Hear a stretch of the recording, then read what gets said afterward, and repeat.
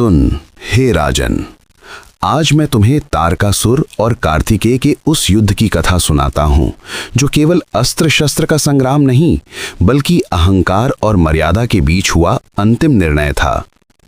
तारकासुर नाम का असुर घोर तप कर ब्रह्मा से वर पाया कि मेरा वध केवल शिवपुत्र ही कर सके, पर वर मिलते ही उसका तप समाप्त हुआ और विवेक भी।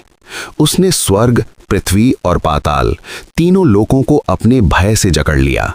देव भागने लगे, यज्ञ मौन हो गए और मर्यादा कांप उठी। तब देवताओं ने शिवजी की शरण ली। महादेव मौन थे, पर काल मौन को अधिक देर सहन नहीं करता। माता पार्वती के कठोर तप से और देवताओं की प्रार्थना से कार्तिकेय यानी स्कंद का जन्म हुआ। अग्नि तेज से उत्पन्न, देव सेना के सेनापति और मर्यादा की रक्षा के लिए नियुक्त।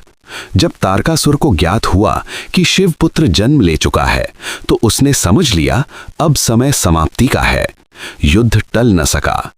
एक ओर तारकासुर जिसे वर का घमंड था और स्वयं पर कोई नियंत्रण नहीं, दूसरी ओर कार्तिकेय जिन्हें विजय का नहीं केवल कर्तव्य का बोध था।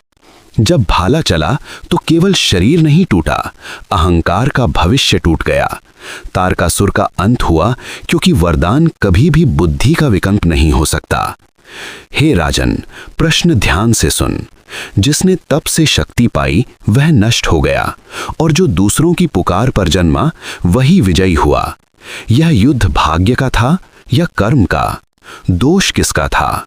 कथा समाप्त कर बेताल ने प्रश्न किया। हे बेताल, वर पाना भाग्य हो सकता है पर उसका उपयोग सदा कर्म तय करता है। तारकासुर तपस्वी था पर मर्यादा से शून्य।